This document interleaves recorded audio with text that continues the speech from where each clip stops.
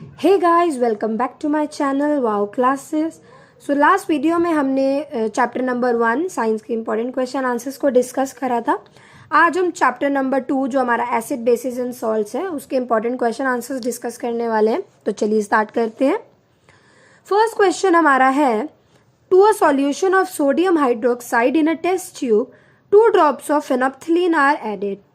अब ये सिचुएशन हुई है कि सोडियम हाइड्रोक्साइड टेस्ट ट्यूब में है और उसके बाद हमने उसमें क्या डाली, फेनोप्थलीन डाली। तो पहला पार्ट है, state the colour change observed. क्या कलर चेंज हुआ होगा? तो on adding phenolphthalein to sodium hydroxide the colour becomes pink. तो जब भी हम फेनोप्थलीन को NaOH सॉल्यूशन में डालते हैं तो जो हमारा कलर है सॉल्यूशन का वो क्या हो जाता है, पिंक हो जाता है सॉल्यूशन का colour. If HCl dilute HCl is added dropwise to the solution, what will be the color change? अगर हम डाइल्यूट एसिड डालें, HCl डालें इस सॉल्यूशन में, तब क्या होगा? तो यहाँ पे लिखा है, on adding the dilute HCl solution dropwise to the same test tube, the pink color disappears and solution again become colorless. तो अगर उस सॉल्यूशन जो हमारा पिंक बना था वो क्या हो जाएगा, सॉल्यूशन हमारा कलरलेस हो जाएगा। Question number 2 we have is, a cloth striped dipped in onion juice is used for testing a liquid X. The liquid X changes its order. क्या बोले कि जो कपड़ा था अनियन जूस में डिप करा गया, उस लिक्विड को मानते हैं हम X। तो जो लिक्विड था वो उसने अपनी खुशबू यानी ऑर्डर जो है वो चेंज कर लिया। तो what type of an indicator is onion juice? The liquid X turns blue litmus red. Liquid जो X है उसने ब्लू लिटमस को रेड चेंज कर दिया। तो बेसिकली हमें बताना है कि X जो है वो क्या है। तो A है जिंक ग्रैनुल्स। पहले देखते हैं, onion juice is a olfactory indicator. क्या है वो? ऑल्फैक्टरी इंडिकेटर है, जो कि एक टाइप ऑफ ऑर्डर होता है in acidic medium and different order in basic medium, जो कि एसिडिक मीडियम में अलग खुशबू देता है, बेसिक मीडियम में अलग खुशबू देता है। As a liquid X turns blue litmus hence it is a acidic solution. अब हमें पता है कि कोई भी अगर चीज जो है वो ब्लू लिटमस को रेड चेंज कर देती है तो वो क्या होती है, एसिडिक सॉल्यूशन। आगे बोले, list the observation the liquid X will show in reacting with. अब लिक्विड X क्या था? लिक्विड X हमारा एसिड। तो मानते हैं चलो कि अगर जिंक के साथ रिएक्ट होगा तो क्या होगा? Acid reacts with an active metal such as zinc, magnesium and even hydrogen gas for example. तो अगर हमारा जिंक डाइल्यूट हाइड्रो H2SO4 के साथ कनेक्ट करेगा तो ये जिंक हाइड्रोक्लोराइड बन जाएगा, ZnSO4H बन जाएगा और हाइड्रोजन गैस इसमें से हमारी निकलेगी। सेकंड इन्होंने बोला कि अगर सॉलिड सोडियम कार्बोनेट के साथ रिएक्ट करें, ब्रिस्क एफरसेंस, मतलब एक अजीब सी एफरसेंस खुशबू एक आएगी, जैसे कि Na2CO3 अगर हमारा होता है H2SO4 के साथ यानी सोडियम कार्बोनेट, तो Na2SO4 जो है वो बनेगा और कार्बन डाइऑक्साइड और हाइड्रोजन गैस हमारी रिलीज होगी। Next question we have is, write the chemical name and formula of marble. So the chemical name of marble is limestone, which is CaCO3. Its chemical name is calcium carbonate. Basically जो marble है उसको limestone कहा जाता है, जो कि CaCO3 है, और इसको क्या, CaCO3 को क्या कहा जाता है, calcium carbonate.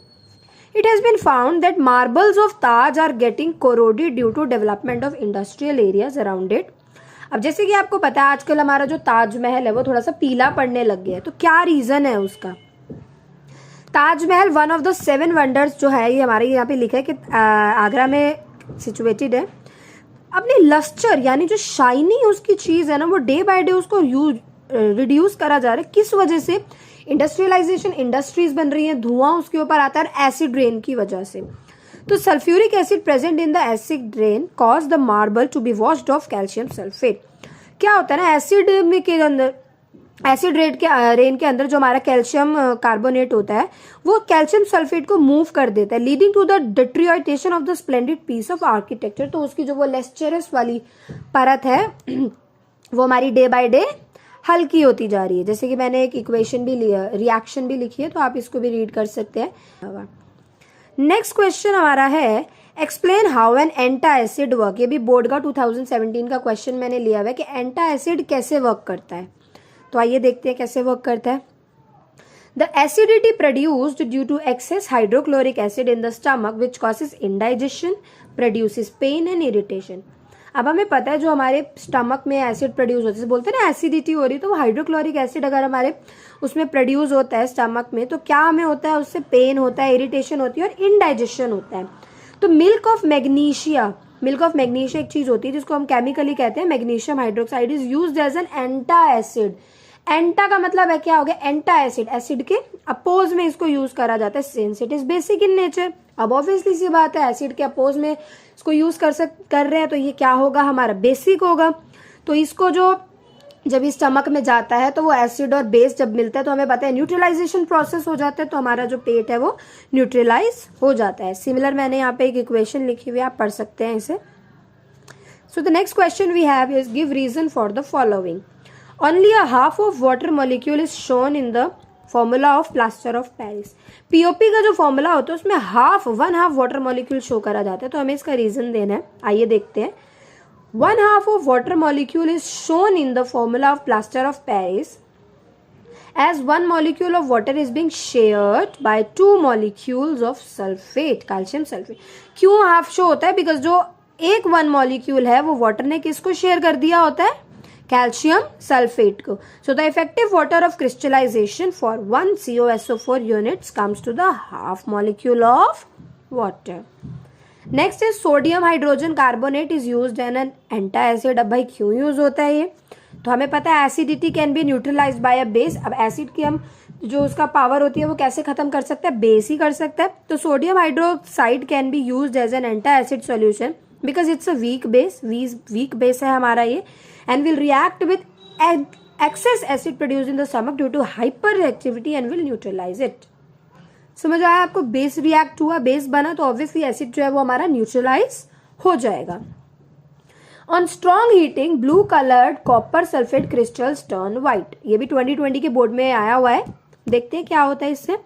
जो ब्लू कलर का हमारा कॉपर सल्फेट क्रिस्टल्स होते हैं, hydrated copper sulphate, on heating blue copper sulphate crystals loses its water of crystallisation.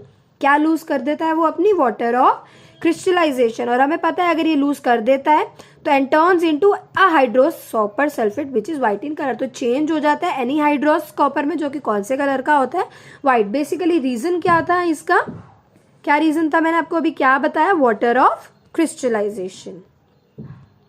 Question number 6 we have is, how is washing soda prepared from sodium carbonate? Sodium carbonate से washing soda कैसे बनता है, give its chemical equation दो, type of salt बताओ और उसकी hardness, मतलब जो पूछा, ये भी 2020 का क्वेश्चन है, आइए करते हैं इसे भी। So washing soda is prepared by recrystallisation of sodium carbonate. तो सोडियम कार्बोनेट की रिक्रिस्टलाइजेशन करी जाती है। The process of electrolysis of sodium chloride solution is called core alkali process because of the product formed। जो electrolysis का process होता है ना सोडियम क्लोराइड सॉल्यूशन के साथ, उसको कहा जाता है क्लोर एल्कली प्रोसेस। अब क्यों कहा जाता है, chlor for chlorine and alkali for sodium hydroxide. The 3 useful ways obtained by electrolysis are this and this. तो जो 3 चीजें बनती हैं सोडियम क्लोराइड की इलेक्ट्रोलिसिस के बाद, that is sodium hydroxide, chlorine and hydrogen. At anode पे क्या बनता है, C12 गैस इज लाइब्रेटेड और at cathode H2 gas is liberated. एक जगह से हमारी C ग्लास निकलती है गैस कार्बन, और एक तरह से हाइड्रोजन निकलती है। अब क्या क्या यूजेस होते हैं इसके, मैन्युफैक्चर बनाता है, मतलब सोप्स और डिटर्जेंट्स बनते हैं इसका। यूजेस ऑफ क्लोरीन का क्या होता है, as a germicide and disinfecting, sterilisation of drinking water and for water of swimming. अच्छा, मतलब क्लीनिंग वगैरह के लिए यूज होता है वाटर की। हाइड्रोजन का क्या यूज होता है, in the manufacture of ammonia which is use for the preparation of various fertiliser, urea, ammonia, sulphate, इस चीज की क्लीनिंग के लिए यूज होता है ये। नेक्स्ट क्वेश्चन छोटा सा है, ये देखते हैं। Identify the acid and the base from which sodium chloride is obtained, which type of salt it is, when it is rock salt, how is it rock salt form. 2019 का question है ये। तो sodium chloride is obtained by the neutralisation of sodium hydroxide which is a base. तो sodium chloride बनता है जब हम sodium hydroxide को क्या कर देते हैं, न्यूट्रलाइज कर देते हैं। It is a neutral salt होता है, common salt found in the form of solid deposit, it's often brown in colour, brown colour का सॉल्ट फाउंड होता है, and due to presence of impurities which is also called rock salt. अब उसके अंदर बहुत impurities होती है, इसलिए उसको क्या कहा जाता है, rock salt. Rock salt is formed by evaporation of salty water of inland lakes, और ये कहाँ पाया जाता है? इनलैंड लेक्स में पाया जाता है। Coming to the next question we have is 3 parts है इसके, नहीं 2 पार्ट्स है इसके, आइए पढ़ते हैं। तो define N acid base indicator. Acid base indicator क्या होता है? Mention one synthetic acid base indicator. आइए, तो एसिड बेस इंडिकेटर क्या होते हैं? The indicator which shows different colours in acid and basic medium, जो कि अलग अलग कलर शो करते हैं एसिडिक में और बेसिक मीडियम में। सो फेनोप्थलीन इज अ सिंथेटिक इंडिकेटर। ये याद कर लीजिए, शॉर्ट क्वेश्चन में भी आ सकता है कि which is the base acid base indicator, तो आप फेनोप्थलीन लिख सकते हैं। नेक्स्ट क्वेश्चन में आपको पूछा है, if someone in a family suffering from a problem of acidity after over eating, तो इनमें से क्या चीजें जो आप उनको प्रेफर करोगे? Lemon juice, vinegar, baking soda, क्या आप प्रेफर करवाओगे?